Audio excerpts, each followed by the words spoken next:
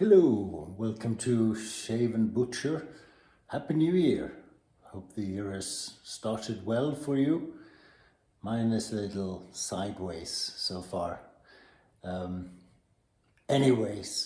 often get asked questions about straight razors, different kinds, what's a good straight razor, and that is a good question.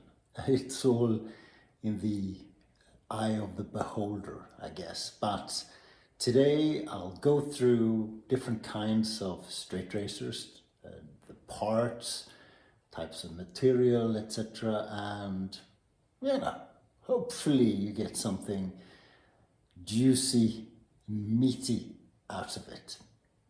We'll start with showing how I store my straight razors. Okay, so this is most of my razor collection. I store them in different boxes because none is large enough. I started out with this one. This is actually for cutlery, so it had nice velvet kind of material that I ripped out, and then I got an idea from a friend of mine. I put in a piece of wood and I drilled holes in it, and on the other side is another piece of wood with spacing for the straights. So I put the tang in the hole, and that actually works really well. And this is pretty airtight, so it keeps moisture out. Very good. You can do this with any old box, I guess.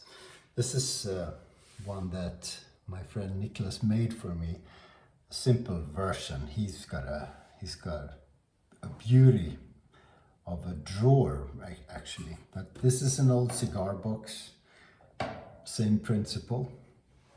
This is what I show most of the time. This was used to store thread for embroidery, so it folds up and down, and this is quite nice way to show the razors. But here they are, and they're all different, so let's go through them. The most common steel used in a straight is carbon steel, and how much carbon there is varies quite a bit, but essentially this is a razor that is subject to rusting if you're not careful. So you need to make sure after you shave that the razor is clean and dry before you store it. So I rinse and wipe and rinse and wipe, and then I leave it out in the open for a good bit, usually 24 hours actually, before I put it in a box. So carbon razors, most common. People like them quite a bit, and it's the most traditional. Then you have stainless steel razors, where basically I think whatever you do to make them stainless, you put in chromium or something. Basically the same thing. The steel feels slightly harder. I don't know if it is, but it feels slightly harder. These are less subjective to rusting, although you want to be careful anyway, because nothing is proper stainless, really. People who hone a lot say they vary a bit in honing, can be a bit tricky to hone, but nice to own, a bit easier to take care of, basically. Then there's Damascus steel, which is the fancy stuff. This is a Drew Dick Damascus steel razor, so quite pretty.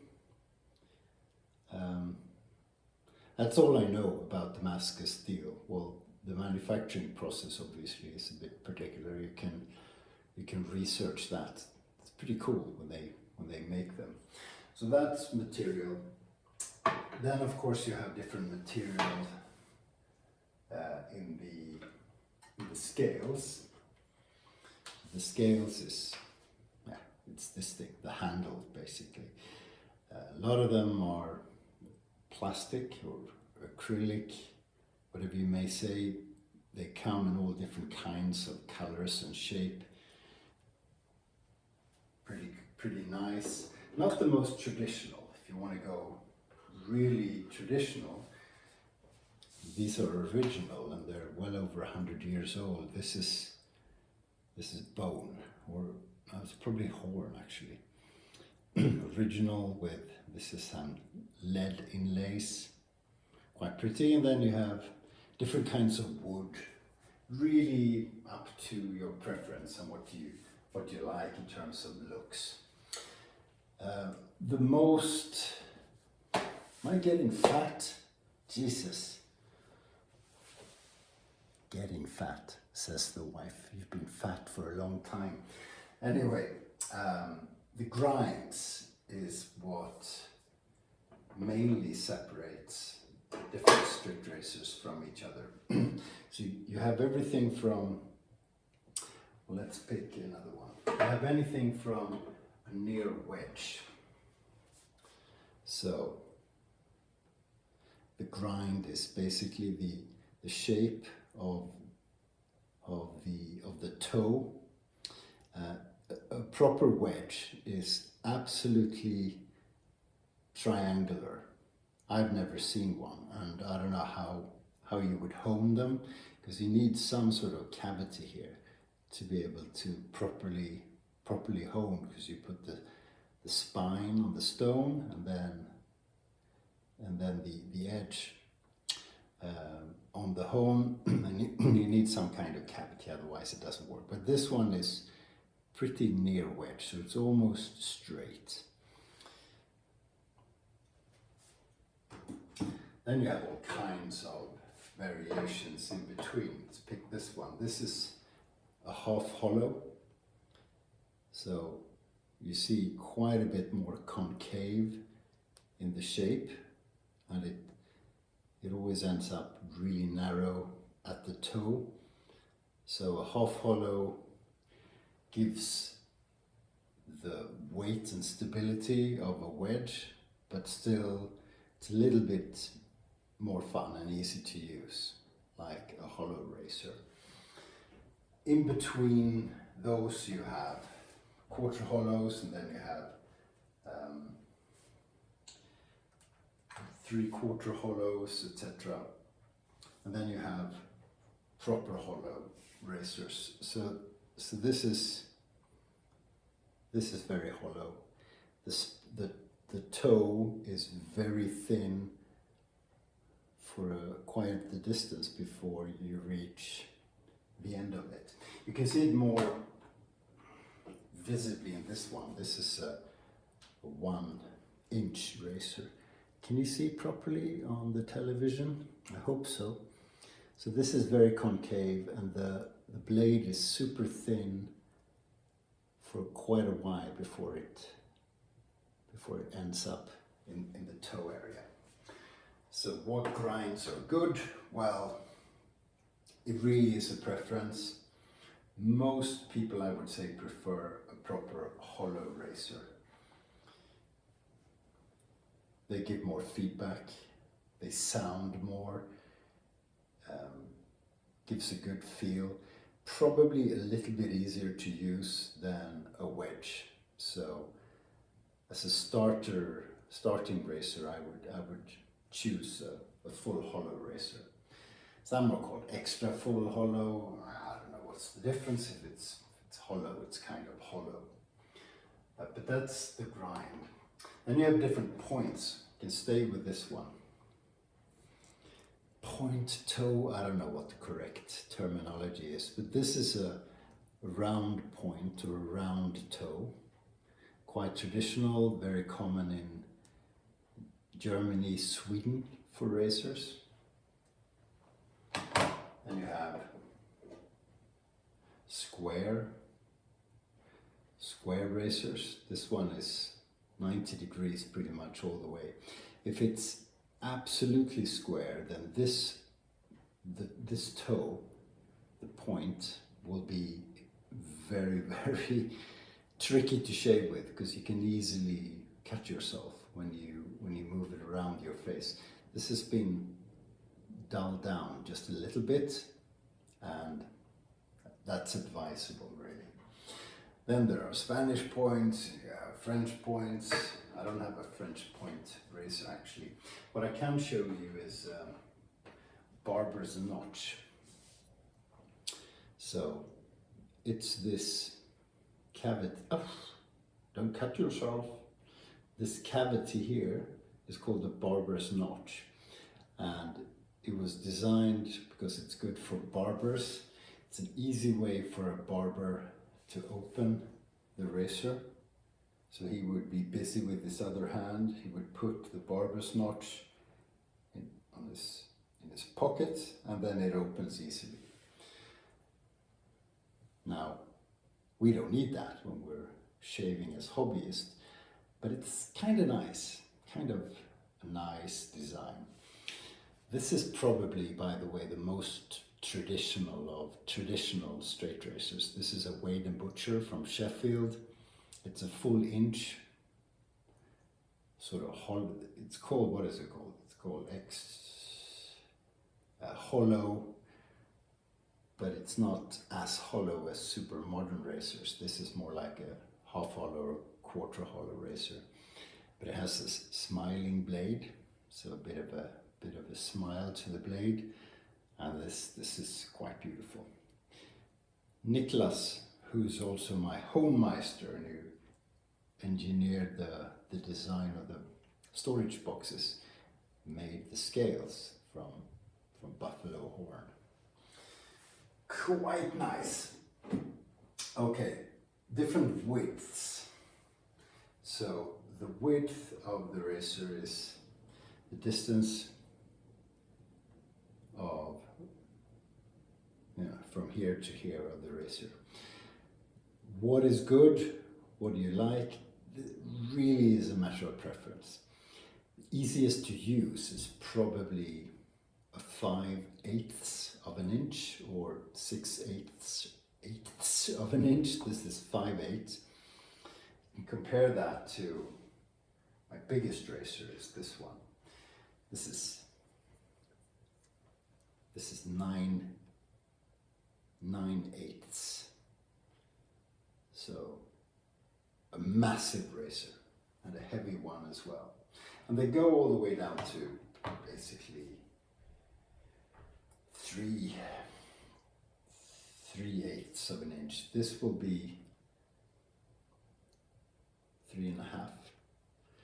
Very, very good if you're trimming beard lines, for example, and trimming whiskers, because it's easy to maneuver around your face.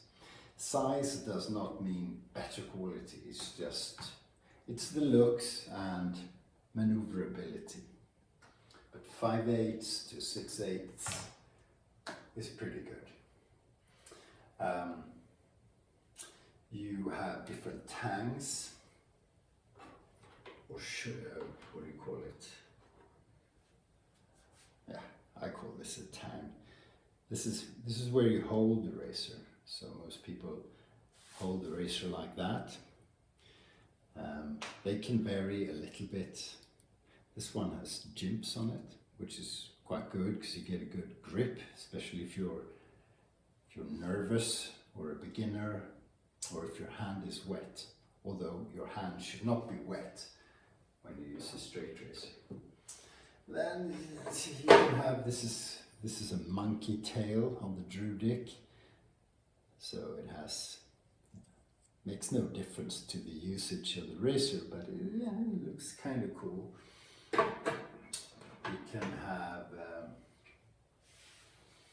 You can have, I don't know where it is, but I have one somewhere, believe me, with a mother of pearl tang. Trying to find it somewhere. Maybe I lent it to someone. But anyway, it's all a matter of design. They can be colored and they can be all sorts of things. There's different kinds of decoration as well. has nothing really to do with the functionality of the razor, but this one has a decorated spine. Quite nice. It's written Solingen on the spine. So that's kind of cool. There are etchings as well. So on the face of the razor you can have an etching. This is Pride and Joy, my Philharmonica 14, the Spanish razor, with a nice gold etching. You pay money for beauty as well. These things aren't cheap. Yeah, that's it basically. So what's a good starting razor? I would start with a hollow ground razor, 5/8 or 6/8, with a round point probably, so there's nothing in the way. I wouldn't start with something too big. So you can buy a new one, and the new one that I lent to my son, actually probably owns it now, so I can't show you, but a good new razor that isn't too expensive is Ralf Aust. If I remember, I'll put a link. Ralf Aust out of Germany, Solingen in Germany. Lovely razors. They look a lot like, what do we have that is similar?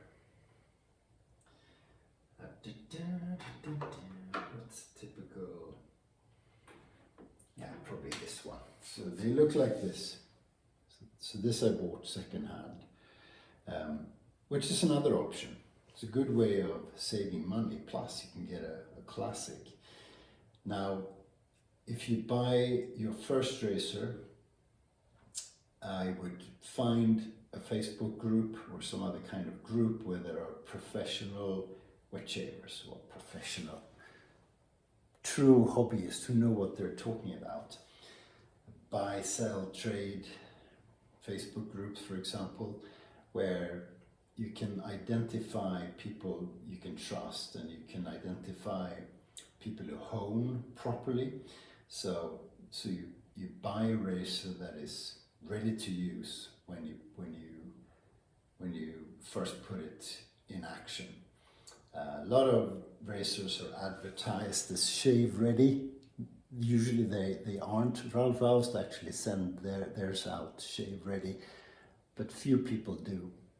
I think Wacker from Germany did the same thing, also great razors.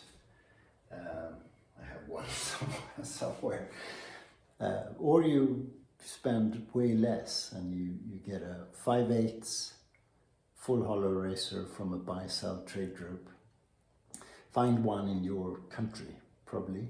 It's easier. You can find out where people live so they don't screw you, and buy from people who come well recommended.